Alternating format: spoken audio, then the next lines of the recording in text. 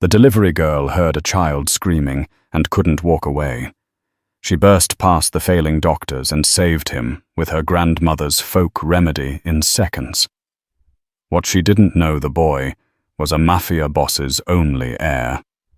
And now she couldn't leave until she found who was trying to finish him. The crystal chandelier above the master bedroom swayed, slightly disturbed by the frantic movements of 12 people crowding around a single hospital bed. But this wasn't a hospital. This was the Russo estate. 15,000 square foot of marble floors, oil paintings worth millions, and secrets buried deep enough to never see daylight. None of that mattered now. 8-year-old Luca Russo was dying.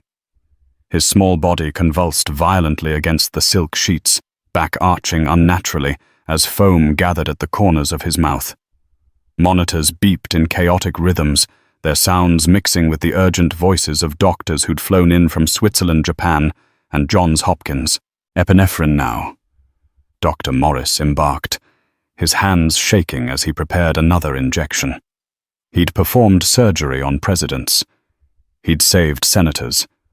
But this child, this one fragile boy, was slipping through his fingers like water.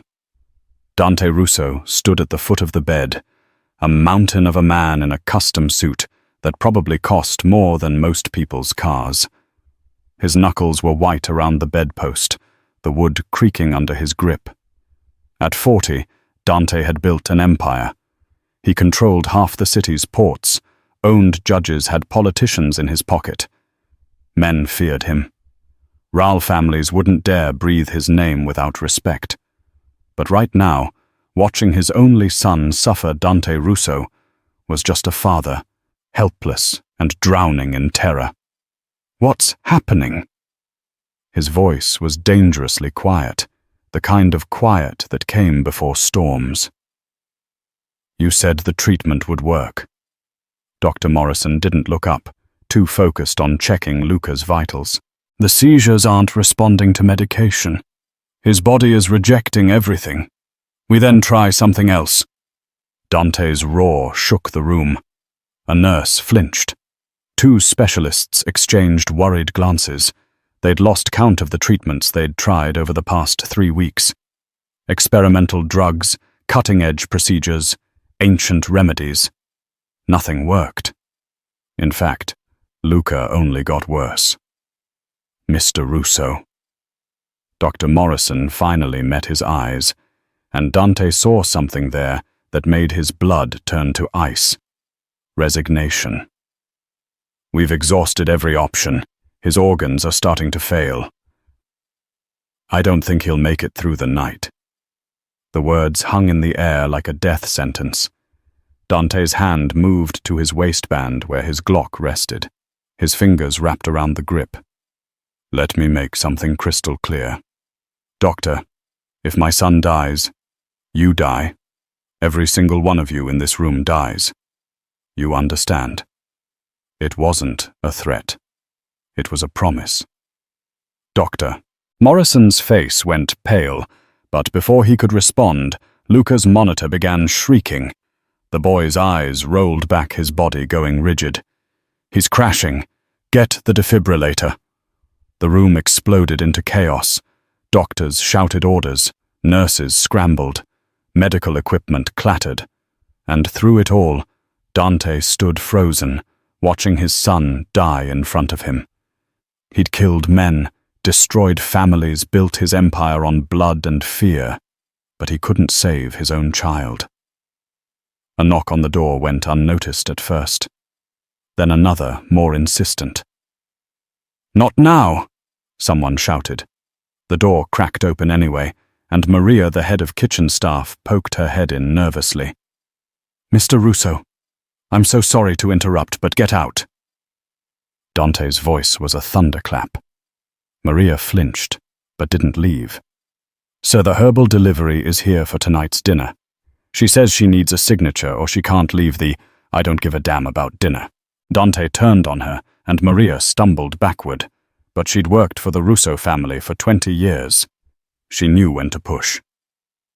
I know, sir. I'm sorry. I'll send her away.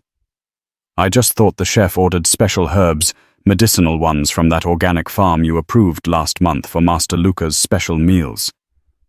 Something in those words made Dante pause. Medicinal herbs. They'd tried everything else. Luca's diet had been carefully controlled, supervised by nutritionists and specialists.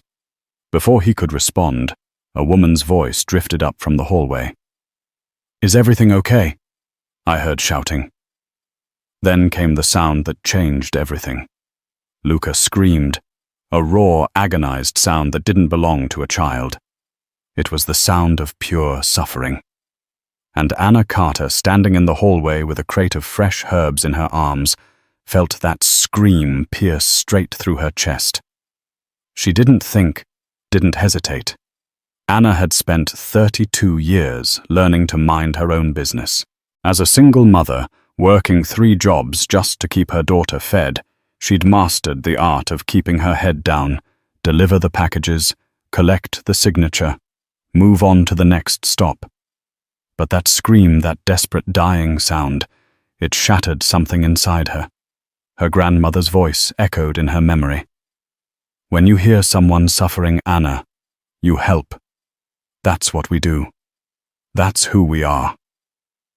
Anna dropped the crate. She pushed past Maria, ignoring the shocked gasp. She burst through the bedroom door, and the scene before her froze her blood.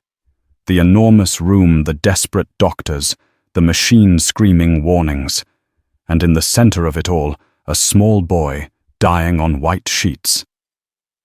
Who the hell? Someone started. But Anna was already moving, her sneakers squeaking on the marble floor as she rushed to the bedside. A doctor tried to block her, but she ducked under his arm with the agility of someone who'd spent years dodging trouble. "Get her out of here."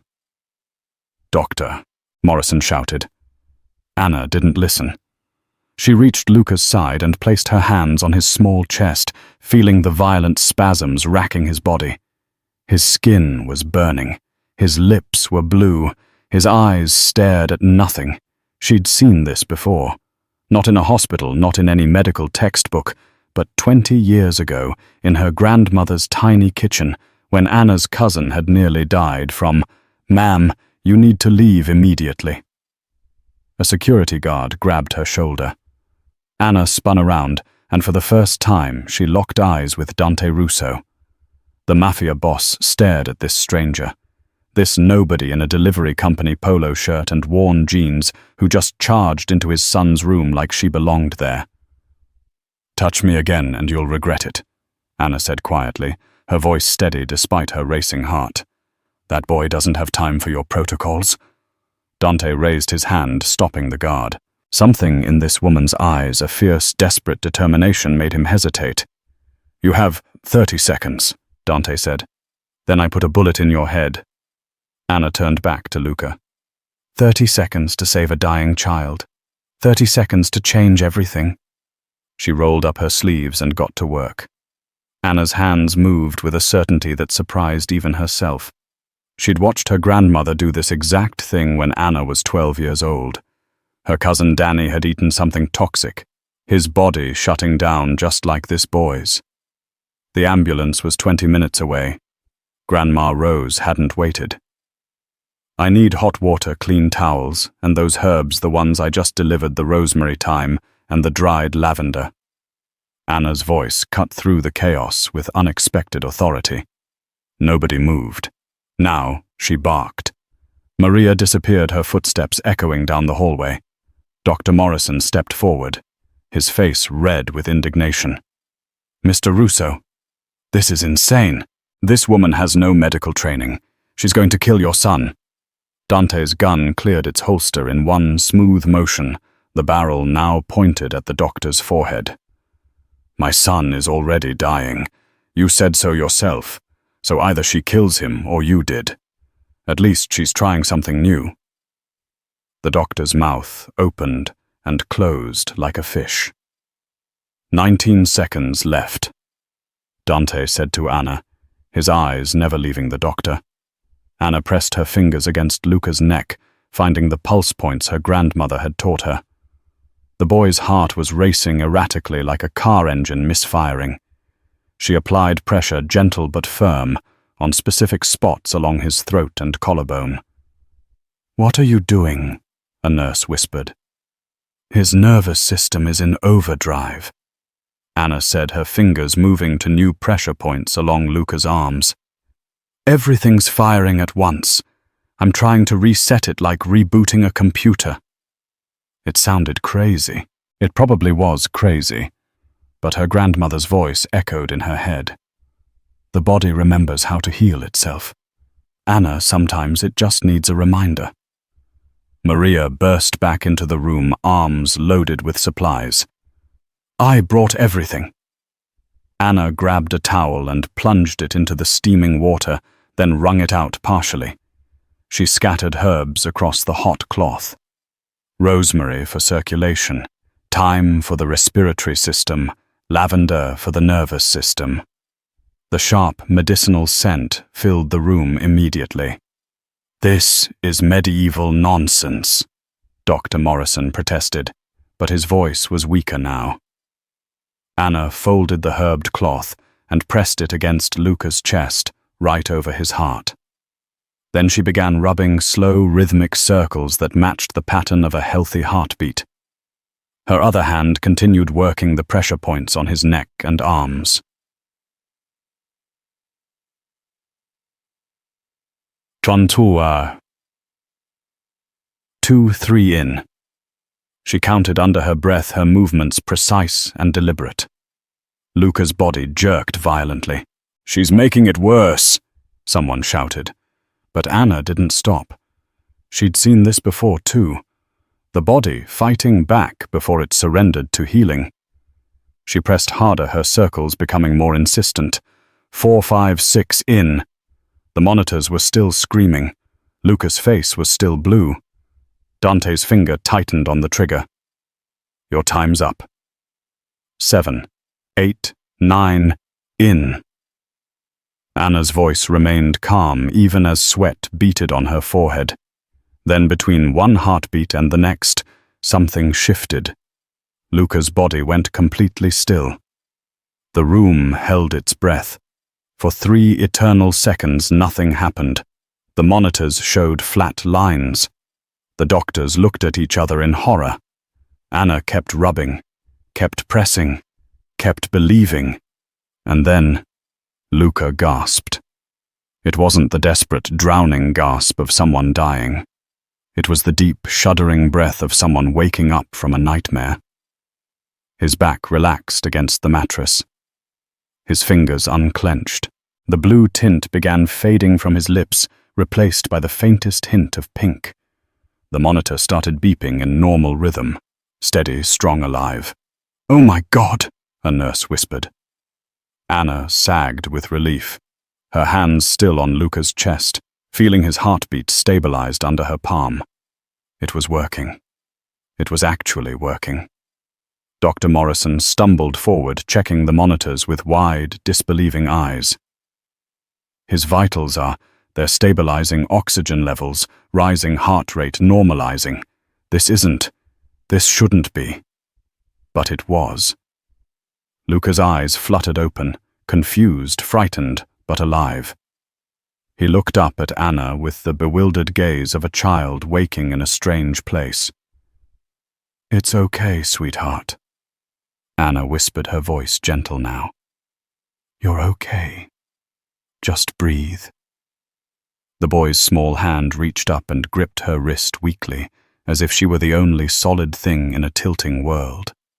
Dante lowered his gun slowly, his face unreadable.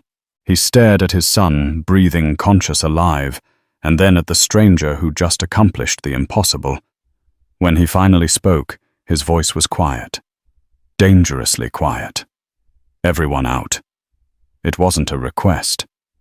The doctors scrambled for the door, nearly tripping over each other in their haste to escape. Nurses grabbed equipment and fled. Maria hesitated only a moment before bowing her head and backing out of the room. Within seconds, the bedroom was empty, except for 3 people, Dante, Anna, and the child she'd just saved. Anna started to rise her legs, shaky from adrenaline. I should go check on my delivery truck. I left it. Sit down. Dante's voice stopped her cold. He moved around the bed, like a predator circling prey, his footsteps silent on the thick carpet.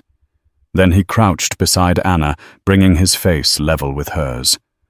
Up close, she could see the exhaustion in his eyes, the fear he'd been hiding, the dangerous edge of a man who just watched his world nearly end. Tell me who you are, Dante said, each word carefully measured. Tell me how you just did what 1,000 doctors, specialists, and surgeons can do. And tell me the truth, because I'll know if you're lying. Anna met his gaze steadily, even though her heart was hammering. My name is Anna Carter. I'm a delivery driver. I work for Fresh Harvest Organics, and I was supposed to drop off herbs and get a signature. That's it. That's all I am. Nobody is just anything, Dante said. Try again. I learned that technique from my grandmother. Anna continued, her voice stronger now. She was an herbalist. Grew up in a small town in Kentucky where doctors were 2 hours away. She had to learn how to heal people with what she had. She taught me before she died. Dante studied her face for a long moment, searching for deception. You expect me to believe a delivery driver just happened to save my son's life with folk medicine? I don't expect you to believe anything, Anna replied quietly. I just expect you to let me leave. Your son needs rest, and I have 12 more deliveries before my shift ends. Dante almost laughed. Almost! This woman had walked into a Mafia boss's mansion, saved his dying heir, and now wanted to finish her delivery route like nothing had happened. You're not going anywhere, he said, and Anna realized her real problems were just beginning. Anna's fingers were still trembling when Dante pulled a chair directly in front of her, the legs scraping against the floor with an ominous sound. He sat down slowly, deliberately, his eyes never leaving her face. Let's start simple, he said. Where are you from? Detroit. Born and raised. Anna forced herself to hold his gaze, even though every instinct screamed at her to look away. Moved here 3 years ago after my divorce. Family. A daughter, Emily. She's 7 in. Anna's voice caught slightly. She's at after-school care right now, waiting for me to pick her up. Dante tilted his head. So, you're telling me a single mother from Detroit working as a delivery driver just happens to know ancient healing techniques that stumped the best medical minds in the world. It's not ancient, it's just forgotten. Anna wiped her palms on her jeans. My grandmother was born in 1940. Back then, people in rural areas had to figure things out themselves. She learned from her mother, who learned from hers. It was survival, not magic. Convenient story. It's the truth. Anna's voice hardened slightly. Look, I understand you live in a world where everyone has an angle. Everyone wants something. But I literally stumbled into this room because I heard a child screaming. That's it. I'm not a spy. Not a rival family plant. Not anything except someone who couldn't walk away. Dante leaned back, studying her. In his line of work, he'd learned to read people. Liars, had tells, shifting eyes, nervous tics, stories that were too perfect. This woman was terrified, yes, but her fear felt genuine, raw. Behind him, Luca stirred slightly, making a small sound. Anna's attention immediately shifted to the boy, her whole body angling toward him protectively. That reaction, that unconscious maternal instinct that was harder to fake. Can I check on him? Anna asked. Dante nodded once. Anna moved to Luca's bedside, her movements gentle as she checked his forehead for fever. The boy's eyes were closed now, his breathing steady but shallow. She pulled back his upper lip, carefully examining his gums, then tilted his head slightly to look at his tongue. Her brow furrowed. What Dante was beside her in an instant. His tongue, Anna said quietly. See that discoloration, the slight greenish tint around the edges. Dante looked. He'd seen his son examined by dozens of doctors, but none of them had mentioned anything about his tongue. Then again, they'd been so focused on the seizures, the organ failure, the immediate crisis. What does it mean? Anna bit her lip, thinking, when my cousin got sick, his tongue looked like this. Grandma said it meant something toxic was in his system. Not an illness, a poison. The word hung in the air like a knife. Poison, Dante repeated, his voice flat. I could be wrong, Anna added quickly. I'm not a doctor. But the symptoms, the way he seizes, the way his body rejects every treatment, it doesn't feel like a disease. It feels like his body is fighting something that keeps getting reintroduced. Dante's jaw clenched. So, a hard Anna heard his teeth grind.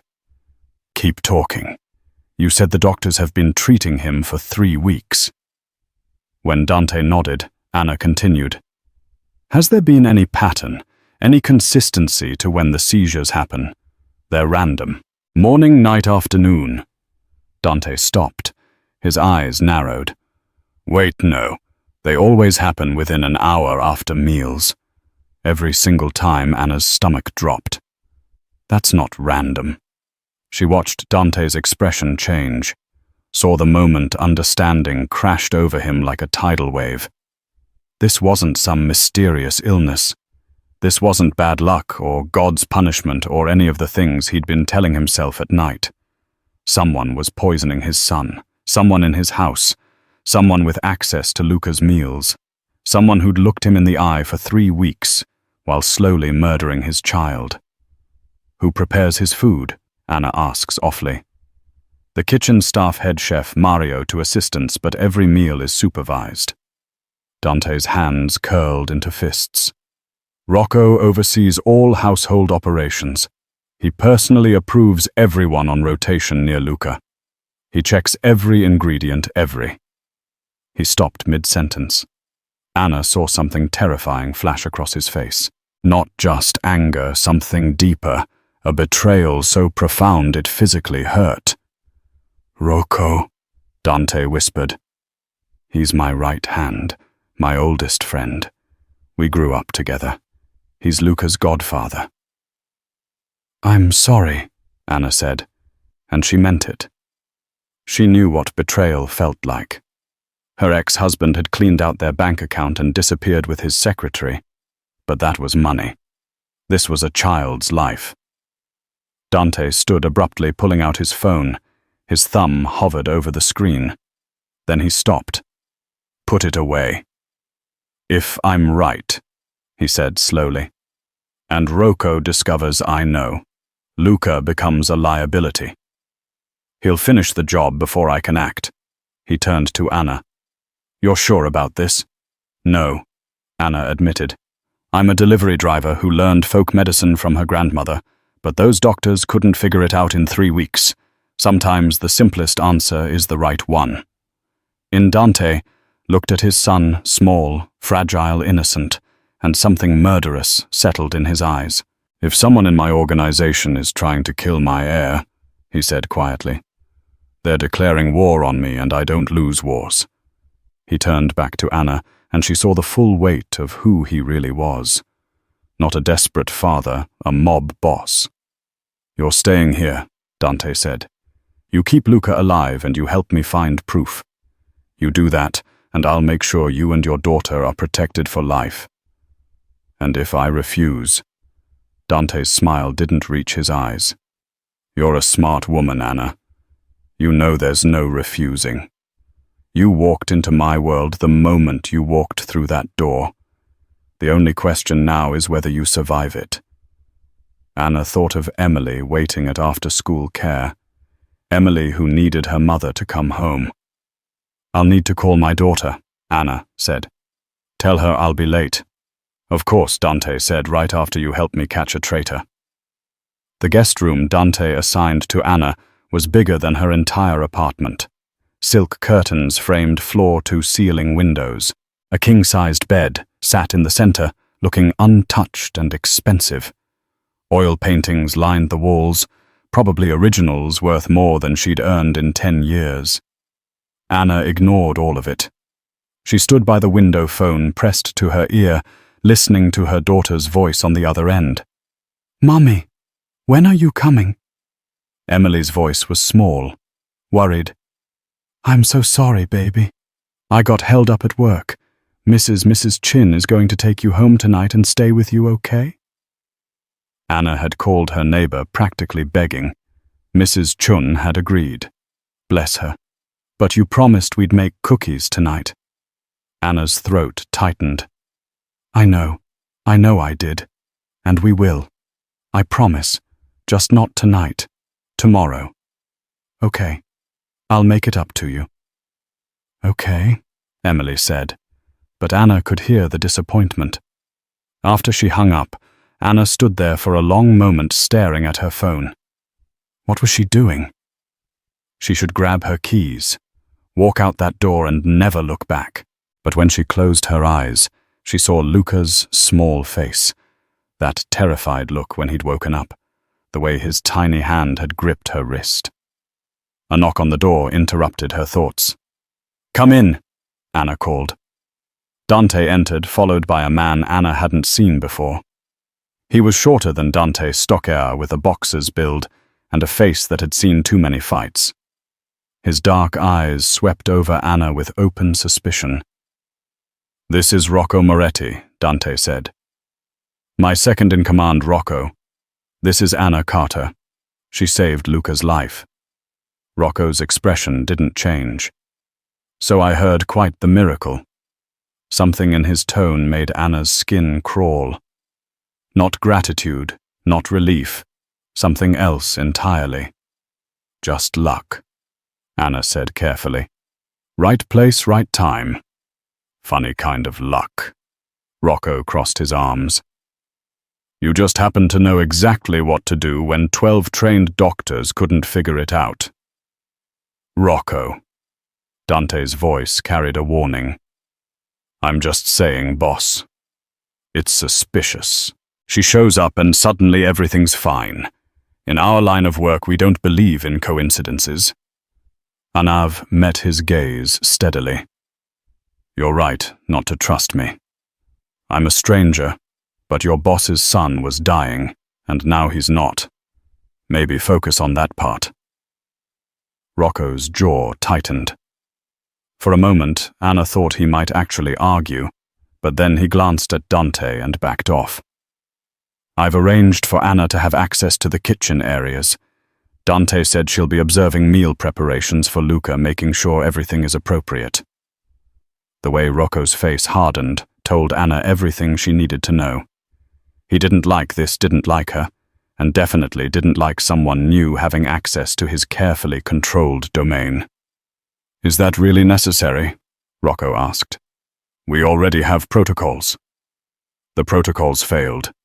Dante's voice could have cut glass. "My son almost died under your watch, Rocco. So, yes, it's necessary."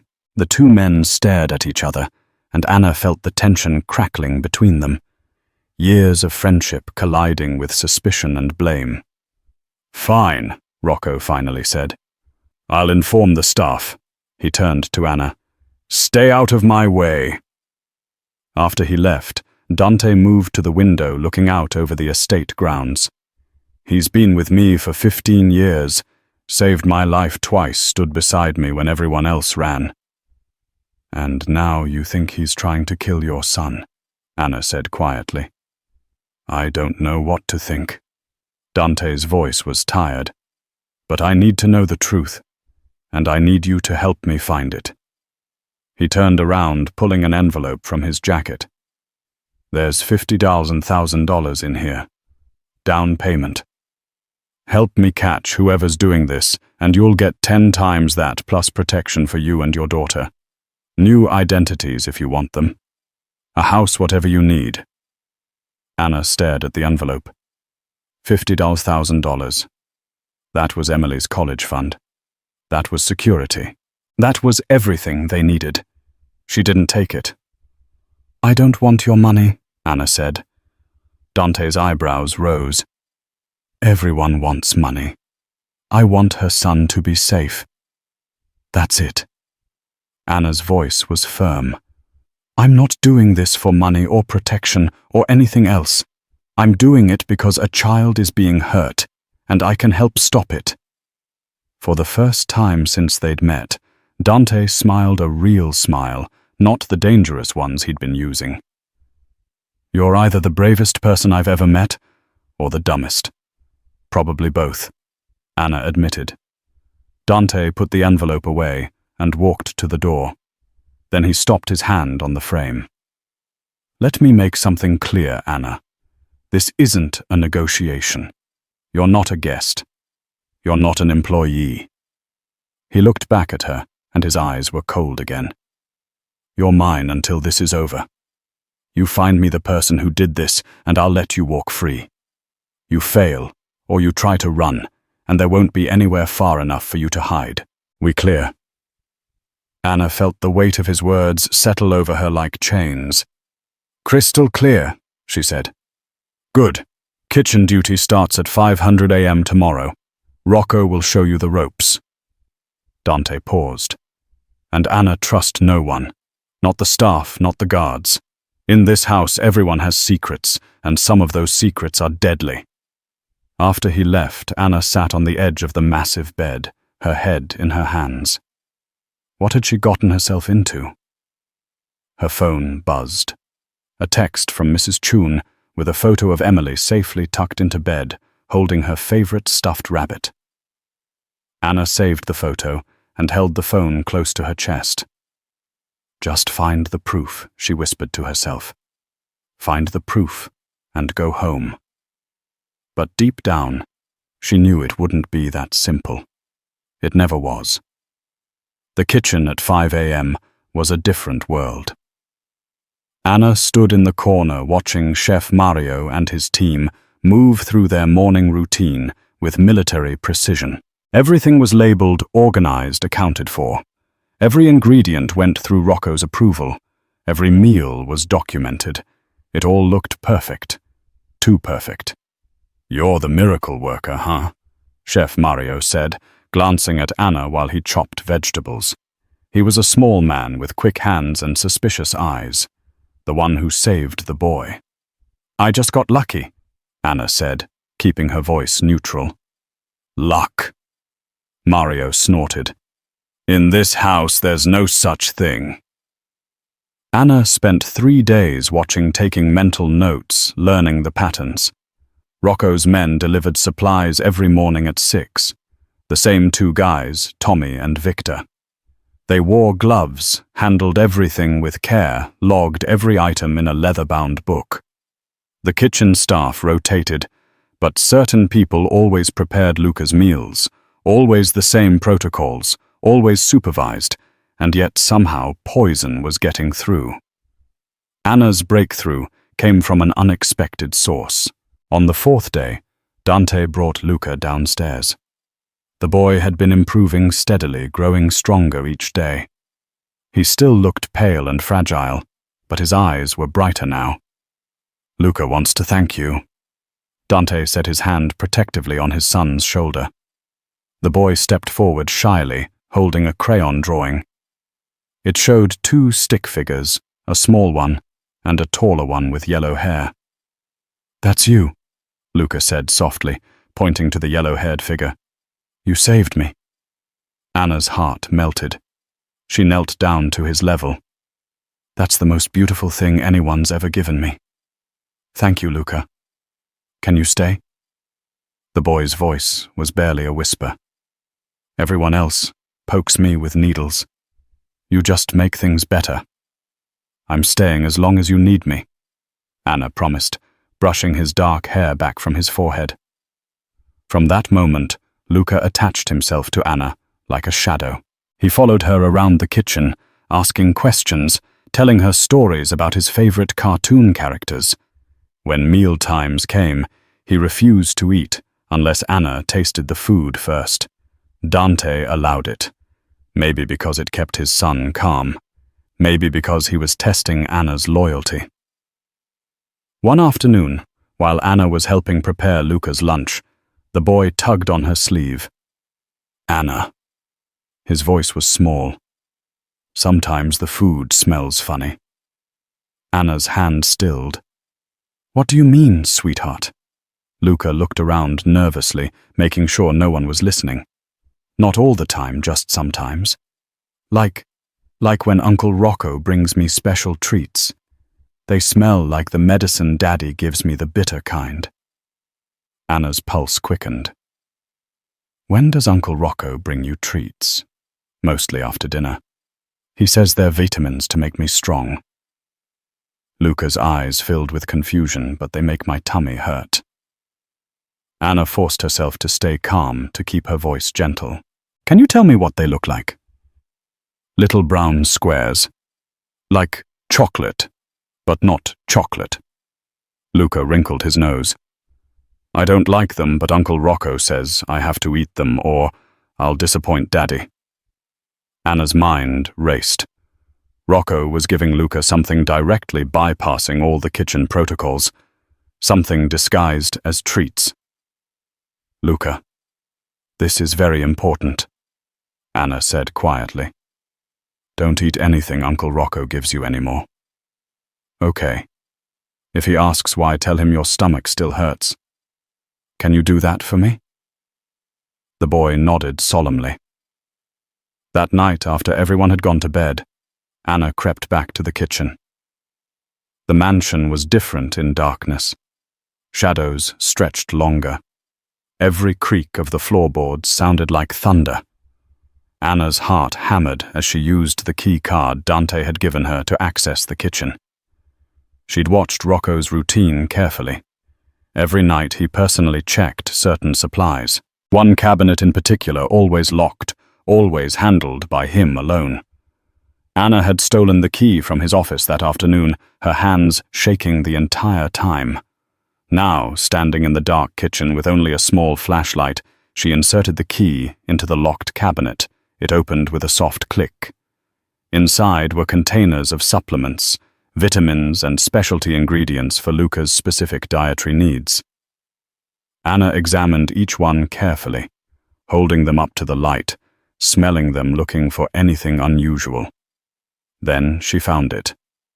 A jar labeled organic cacao powder for Master Luca's smoothies. But when Anna opened it and smelled the contents, her stomach dropped. It didn't smell like chocolate. It smelled medicinal. Sharp. Wrong. She dipped a spoon into the powder and examined it under the flashlight. Among the brown cacao, there were tiny specks of something else.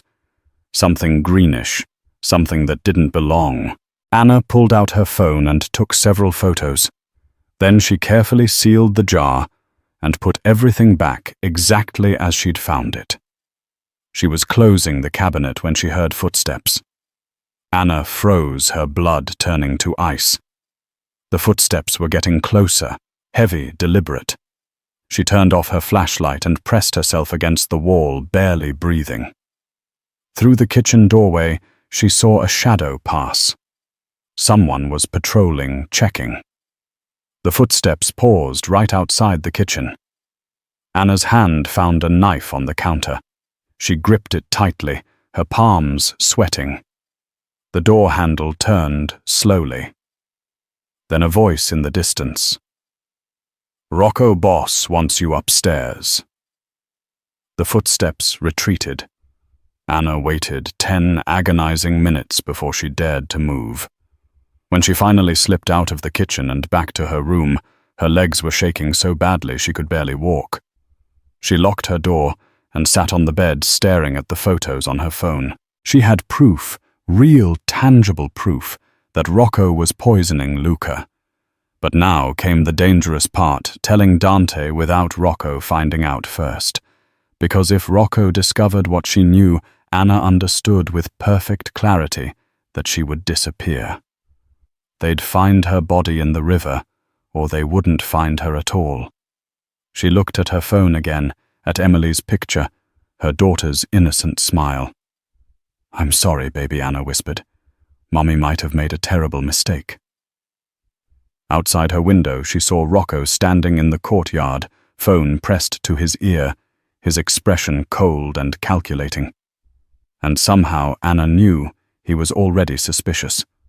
The clock was ticking. Anna had 72 hours to figure out how to expose Rocco without getting herself killed. The problem was simple. She couldn't just show Dante the photos and the contaminated cacao powder. Rocco would deny everything, claim someone was framing him, maybe even suggest Anna planted the evidence herself. In a world built on loyalty and paranoia, her word meant nothing against a man who'd stood beside Dante for 15 years. She needed something undeniable, something public, something that would make Rocco condemn himself. The opportunity came on the 5th day. "We're having a celebration dinner tonight," Dante announced at breakfast. Lucas sitting beside him eating scrambled eggs. The boy's recovery. Family and inner circle only. Rocco looked up sharply. "Is that wise? Luca is still weak." "Luca's strong enough," Dante said, ruffling his son's hair. "And it's time to show everyone that the Russo family doesn't break. We survive. We thrive." He looked at Anna. "You'll join us?" "Of course. You're the reason we're celebrating." Anna's mind raced. A family dinner. Everyone gathered. Rocco would be there along with Dante's most trusted men, the capos, the enforcers, the ones who controlled the family's operations. "I'd be honored," Anna said. Rocco's eyes narrowed slightly, watching her. Anna spent the afternoon in the kitchen, ostensibly helping prepare the meal. But her real focus was on something else entirely. She told Chef Mario she wanted to create a special toast, a traditional herbal drink her grandmother used to make for celebrations. Mario, impressed by her knowledge, gave her free rein in the kitchen.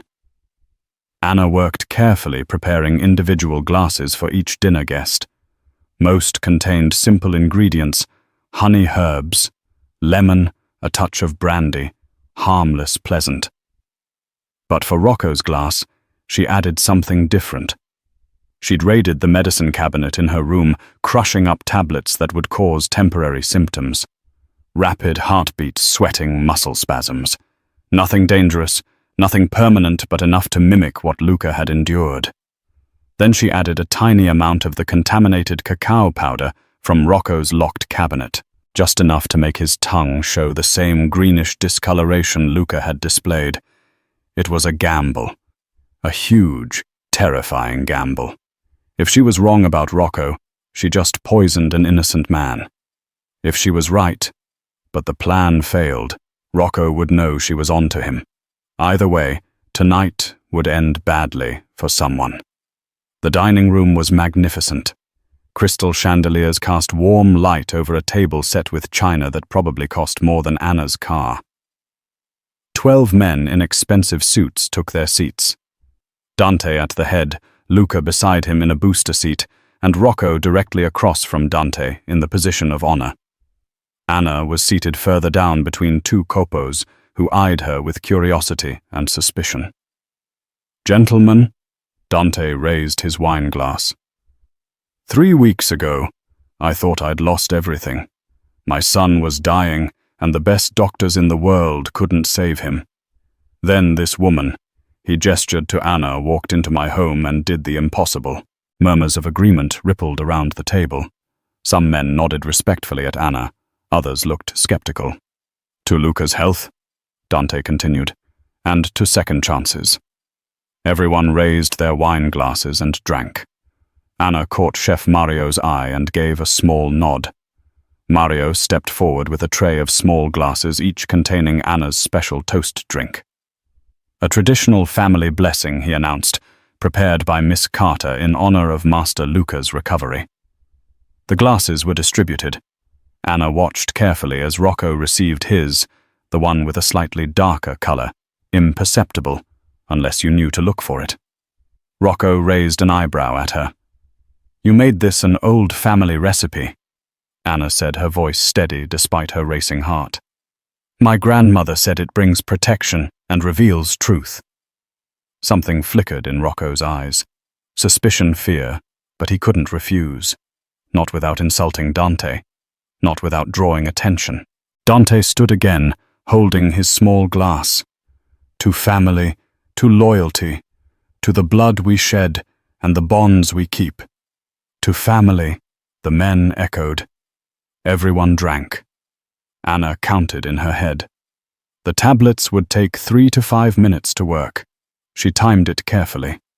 Conversation flowed around the table. Stories were told. Luca laughed at something one of the copos said. For a moment it almost felt normal. Then Rocco's hand trembled. He set down his glass quickly, but Anna had seen it. So had the man beside him. "You all right, Rocco?" the capo asked.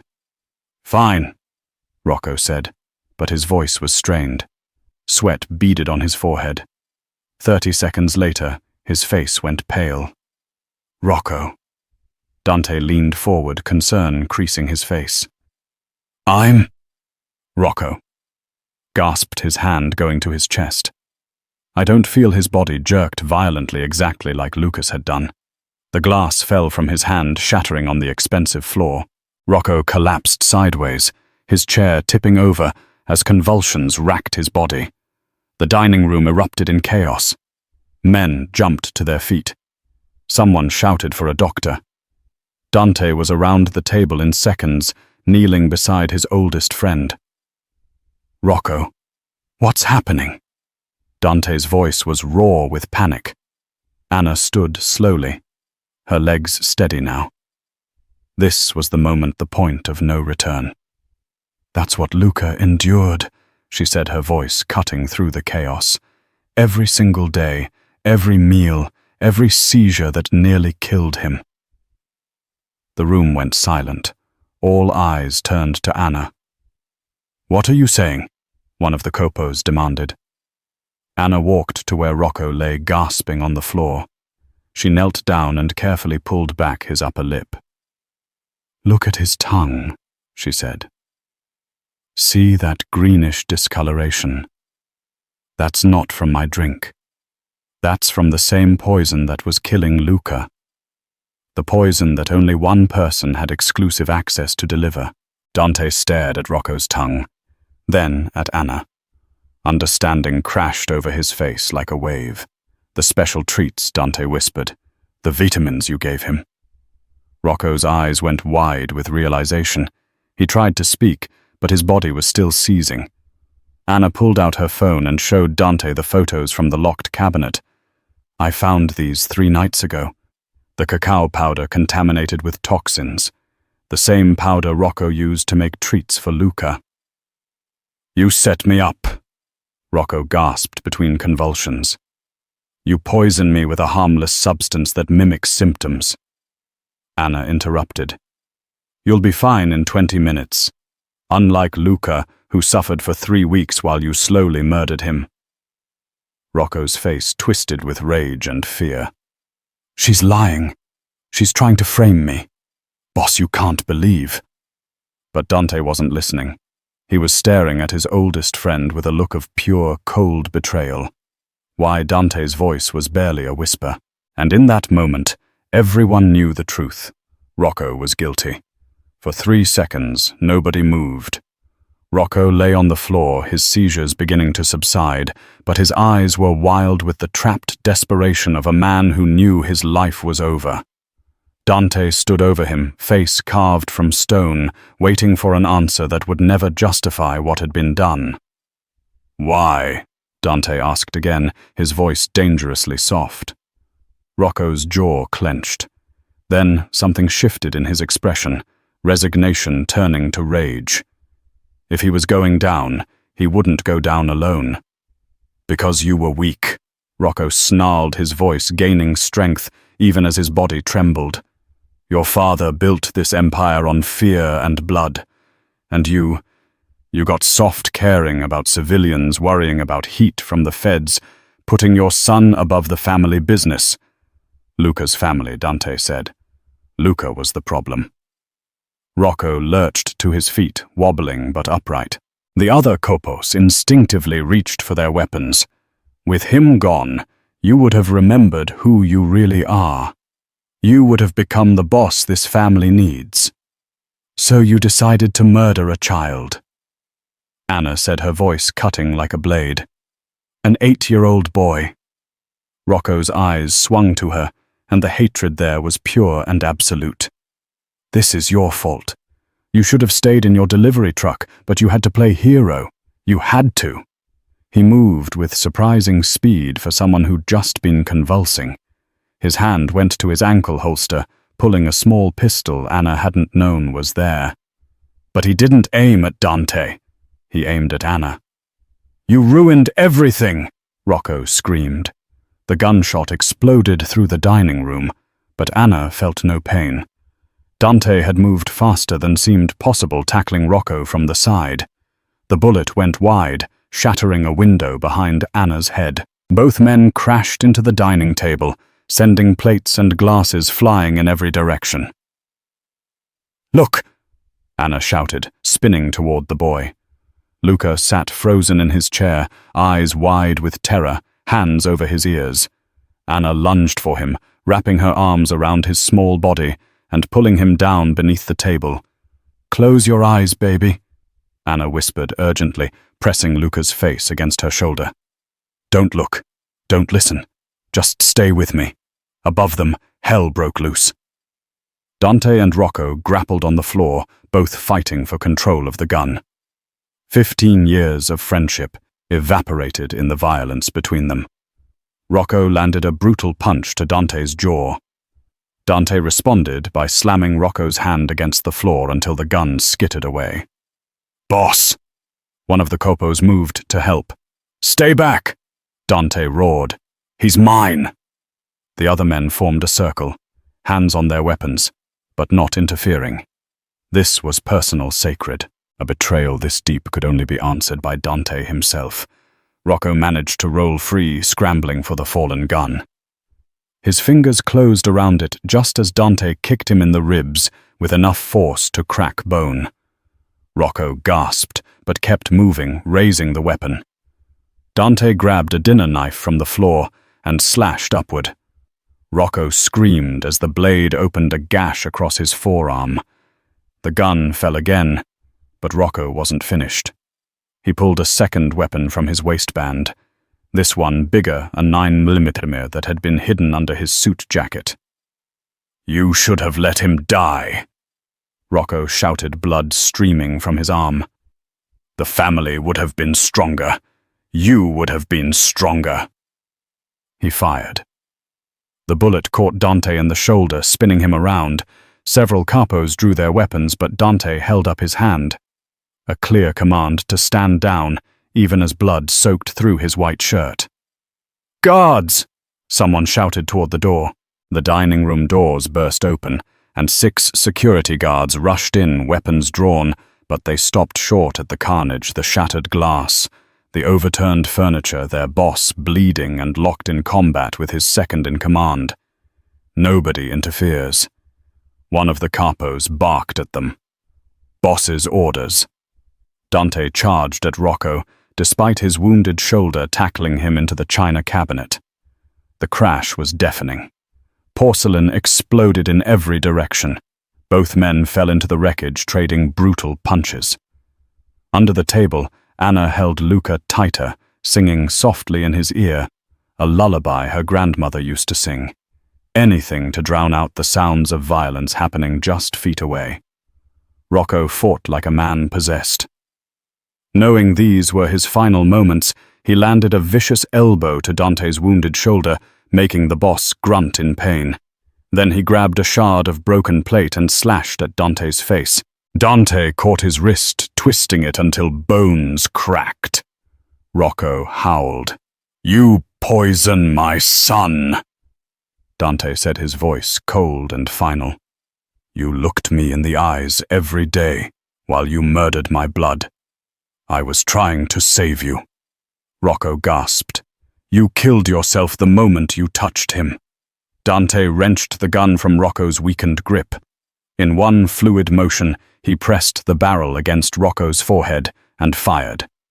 The sound was deafening in the enclosed space. Rocco's body went limp, his eyes staring at nothing. Dante stood slowly, breathing hard, covered in blood. Some his own. Most of it Rocco's. He looked down at the body of his oldest friend, his brother in everything but blood, and felt nothing but cold satisfaction. Let this be a lesson, Dante said, addressing the room even though his eyes never left Rocco's corpse.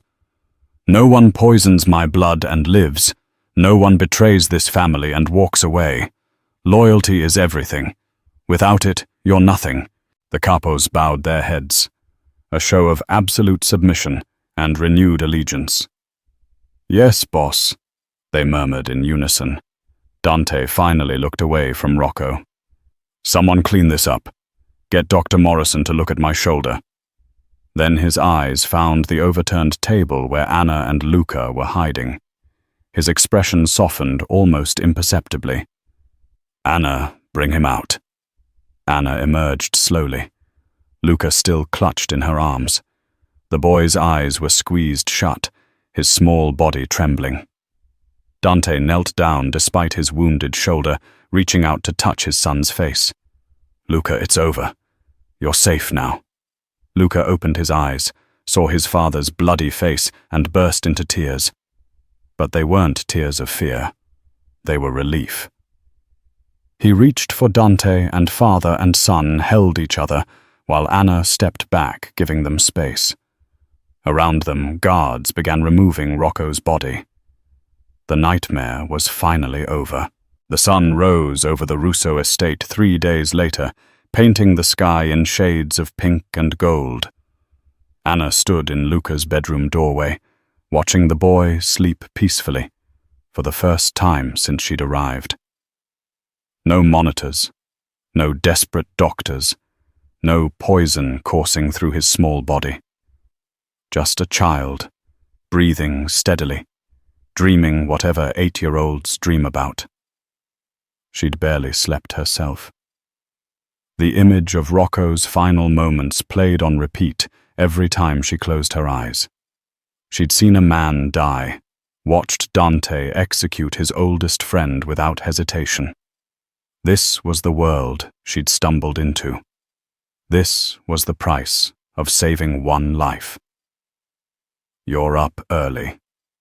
Anna turned to find Dante in the hallway, his arm in a sling from the shoulder wound. He looked tired, but somehow lighter, as if a weight had been lifted. Couldn't sleep, Anna admitted. Keep thinking about everything. First time witnessing something like that. First time being the reason for something like that. Anna's voice was quiet. If I hadn't exposed him, he would have kept poisoning my son until Luca died. Dante interrupted. You saved him twice. Once from the poison. Once from the poisoner. Don't carry guilt that belongs to Rocco alone. They stood in silence for a moment, watching Lucas sleep. The other families will hear about this, Dante said finally. They'll know there was a traitor in my inner circle. Some will see it as weakness. Others will see it as strength that I dealt with betrayal swiftly and personally. What do you see it as? Anna asked. Dante's jaw tightened. A reminder that trust is earned, not given, and that the most dangerous enemies are the ones who sleep under your roof. Luca stirred his eyes, fluttering open. When he saw Anna, his whole face lit up. Anna. He sat up quickly, reaching for her. Anna moved to his bedside, checking his forehead for fever out of habit. Good morning, sweetheart. How do you feel? Good. Really good. Luca looked between her and his father. Is it really over? Am I really safe now? Dante sat on the edge of the bed, his good hand resting on Luca's shoulder. "You're safe. I promise you no one will ever hurt you like that again." Because of Anna, Luca threw his arms around her, hugging her tightly. "She saved me. She's like Aunt Anna." The title hung in the air. Simple, innocent, profound. Anna felt tears prick her eyes. Aunt Anna. I like that. Then it settled. Dante said something warm in his usually cold voice. "Your family now."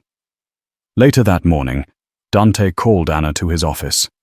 A massive room with dark wood paneling and walls lined with books that probably had never been read.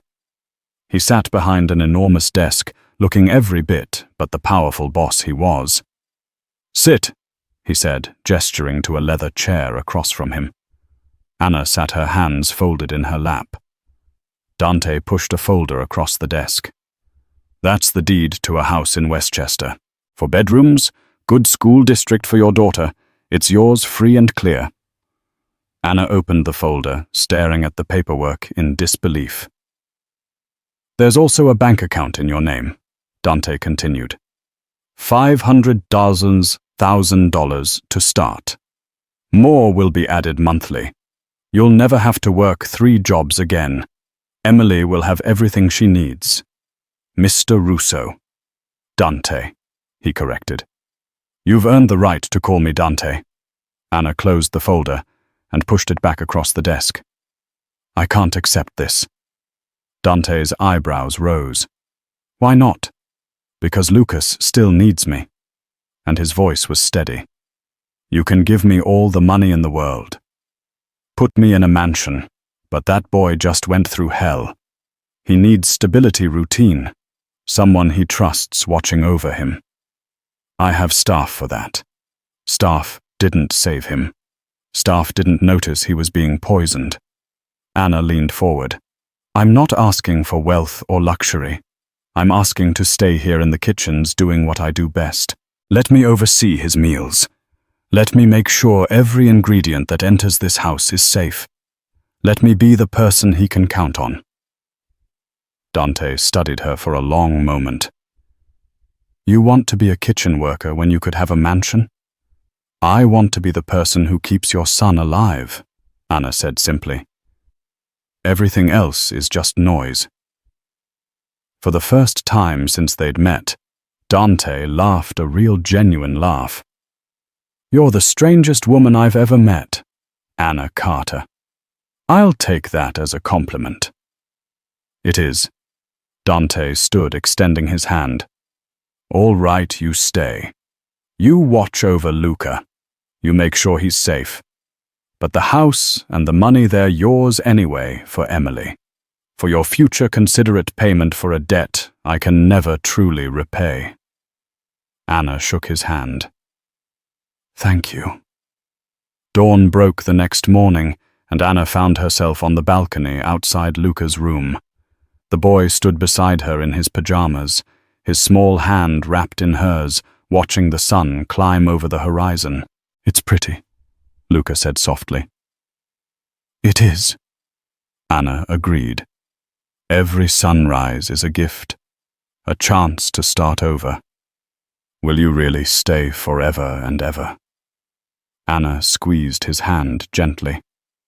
"As long as I breathe. No harm will come to you again. That's a promise." Behind them, the balcony door opened. Dante stepped out, coffee in his good hand, watching the two of them silhouetted against the golden light. He had lost his oldest friend, discovered betrayal in his own house, nearly lost his son. But standing here watching Anna protect Luca with a fierce devotion of a mother, Dante realized something. Sometimes the people who save you aren't the ones you expect. Sometimes they're just delivery drivers with kind hearts and grandmother's wisdom. Sometimes they're exactly what you need. "Thank you," Dante said quietly. Though neither Anna nor Luca heard him, the words weren't for them anyway. They were for whoever was listening. Fate, God, the universe. for sending this woman into his life at exactly the right moment, for giving him a second chance, for reminding him that not everyone in this world wanted something from him. Some people, like Anna Carter, just wanted to help. And in Dante Russo's dark world, that was the rarest gift of